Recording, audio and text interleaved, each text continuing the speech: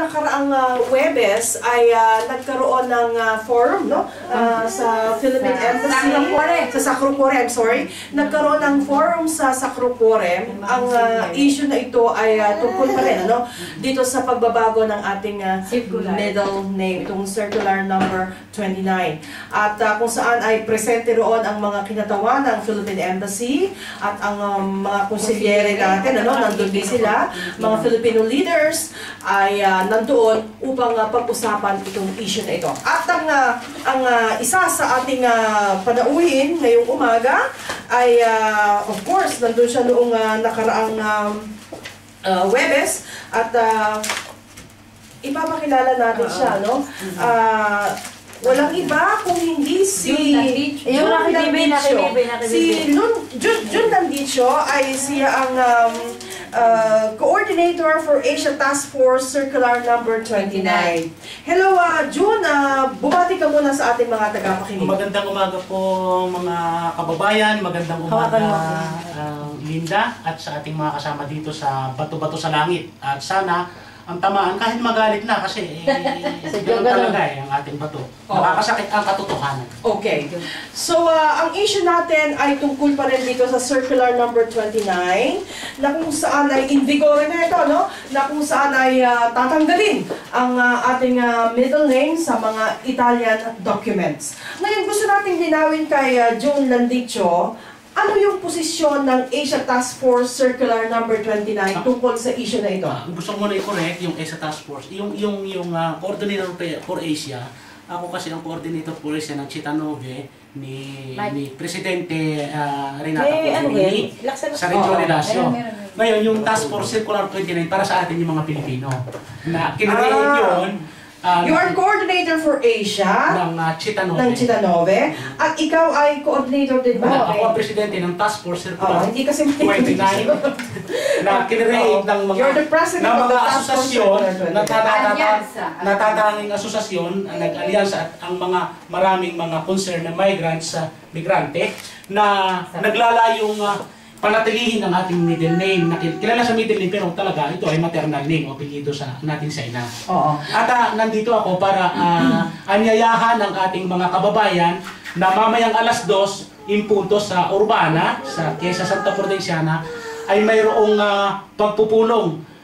Tatanungin natin ang ambasador at kung ano pa talaga ang kalinawan dito kasi doon sa sinabi mo nung Huwebes nakaraan ay kaunti lang ang dumalo, ang mga 50 lang sa aking estimate. Kaya kinakailangan kasi ay malaman ng mga karaniwang tao, hindi mga leader lamang.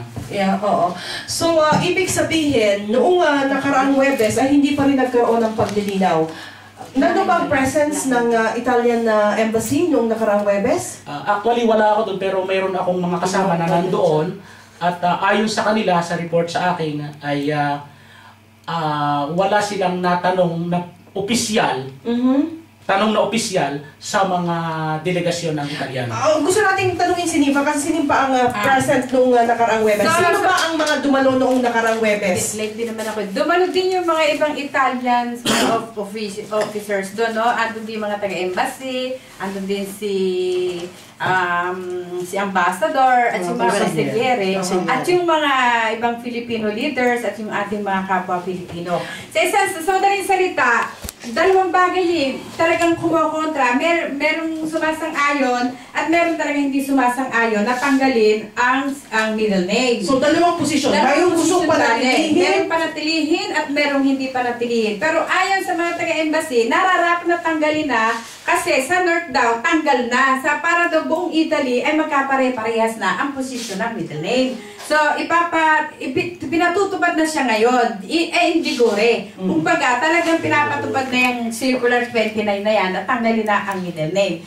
Hanggang sa Naples nga, may isang representative ng Naples, talagang galit na galit siya. Dahil nga sa hindi man lamang daw kumonsulta ang ating ambassador sa mga leaders ng communities bago niya ipasatupad ang pagpapatanggal at ang bago niya i-submit sa Ministerio de Interno. Oo. Ito ay isang pagkakamali na inamin niya. Oo. Na inamin niya. So gusto nating tanungin si June na nandito, no? Patuloy pa rin ba itong kampanya ninyo na panatilihin ang middle name? Actually, Linda, tuloy-tuloy ito at dahil na ito ay nawawala yung ating isang part ng ating civil identity. At yung nangyari, inconsistent. Kaya hindi dapat na mangyari ito. Unang-una, ang ating prime documents ay ang passport. Yung passport, dapat doon sumunod. Kahit anong mangyari, kasi hotang batas yan sa atin o hindi, unless tanggalin yung ating middle name sa passport. Pero kung hindi, hanggat nandarayuhan tayo, yung ating passport ay mananatili. Parang transcribe lang yung information mo sa passport, no? Yung information mo sa passport, yun ay itatranscribe, isasalin lang sa iyong sojourno. Ganun yun. Paano pagsasalin yung kulang? Parang information nyo ng mababasa natin sa bulletin ng embassy, may natanggal na paragraph. That is, hindi yan translate, hindi transcribe, kundi, anong tawag doon? Retoke. Hindi tama yun. At saka isa pa, yung sinasabi na mas marami ang walang middle name, hinahamon ko sino man na as far as yung mula doon hanggang doon sa October 10, 2010, kapag nakapaglabas sila ng kahit na 100 na permeso di soggiorno o carta di soggiorno na walang middle name all over the Italy, uuwi na ako sa Pilipinas at 4 na taon akong hindi babalik dito. Ito ang hamon ko. Pero wala silang mailalabas. Wala silang statistic pang ipinakikita. Baka mamaya meron, sana nga. Pero kung wala, patuloy na kasinungalingan ang kanilang sinasabing impormasyon. At yan ay hindi maganda kasi sabi sa Biblia, no, ang sinungaling anak ng Diablo, Okay. So, ang posisyon ng inyong grupo ay panatilihin ang middle name. Yes. Okay. So, sa palagay mo, no, sa panahon ito, no, na indigoran itong circular number 29, mayroon bang pag-asa talaga na maibalik sa dati? Meron. Malaki ang pag-asa. Meron. So, yes. Napakalaki. Okay. Hindi lang 50%, 75%. Okay, naglibot kami sa mga different communities, mga different organizations, at nangalat kami ng mga papirma ng Alyansa Circular 29 Task Force. Marami talaga ang tumututol na huwag tanggalin ang middle name. Alam mo kung bakit? Kasi nagkaroon na nga ng trauma mga Pilipino dahil sa mga nakaraan. Dahil pupunta ka na lang ng embassy, magbabayad ka na makuha ka ng certification, no, sa middle name. Magbabayad ka na agad ng 32.50. Pupunta ka daw, wala kang kaalam-alam. So anong gagawin ng Pilipino? Magbabayad na lang. Di ba nakaka-shock naman yun? Imagine, pupunta ka doon, magbibigla ka na lang, hindi mo alam yung mga nangyayari pala na tinatanggal na pala yung iyong middle name. Kasalukuyan, meron isang kaso, yung isa na kukuha lang niya ng citizen, un ragazzo, no, fatong cittadinanza italiana. Nagkaroon siya ng problema kasi nga yung middle name niya wala sa kanyang soggiorno, sa kanyang... So, pinapunta pa siya sa embassy para humingi siya ng certification na sa middle name. So, kumbaga, perdi tempo, magkaroon ka pa ng risk na mawalan ka ng trabaho. Itong mga nirereklamo ng ating mga kababayan. Okay, so, in fairness, nagtrabaho naman ang mga konsilyere natin. Pero I think na hindi para pigilin, kundi para pagaanin ang pagpapatupad ng Circular 4 and 29. Yeah. Pero hindi doon ang issue eh. Ang prinsipyo natin, yung ating soberenya, ay natanggal. Kasi identity natin yun eh, bakit mo babawasan kung pa nandito lang tayo sa Italia? Kumusta naman yung Italiano? Kasi ang dahilan nila, dito sa Italia, walang middle name sa pipil-upan, ano? Kumusta naman kung yung migranteng Italiano ang sa atin, mayroong fill-up na hinahanap ang middle name, maglalagay ba siya? Hindi naman eh. It's not unfair. It's unfair.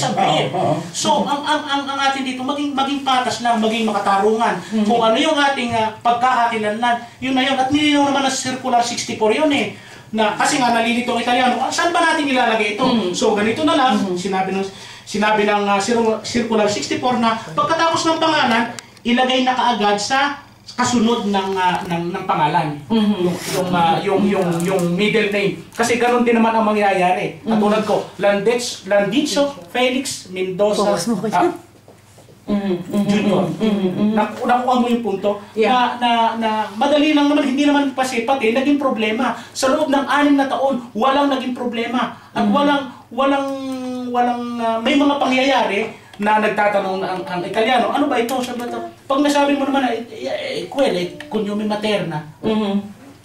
Ganun lang. Tapos tuloy din naman ang sulat. Walang argumento. Pagkatapos itong dumating ang bagong ambasador, nagkaroon ng kaguluhan. So, kinakailangan magpadating ulit tayo ng bagong ambassador na mapapatahimik na magpagkaayos. No, kasi the issue was started, no, if I can remember right, no, kasi in-interview natin si Ambassador, nag-umpisa ang issue nung nagpadala ng sulat, ano, ang Italian government, no, sa ating embahada. Nasaan? Na kung saan ay nagkaroon ng problema at nalilito raw ang pamahalang Italia kung paano itatrato ang pangalan ng mga Pilipino, no. Hindi kasi naman napapakabit sa first name, napapakabit sa surname. Ngayon, mukhang hiniling. Sinabi naman nila ito hiniling ng ating embahada sa Italian government na tanggalin na lang, no, para hindi na magkaroon ng confusion, ng commotion kung paano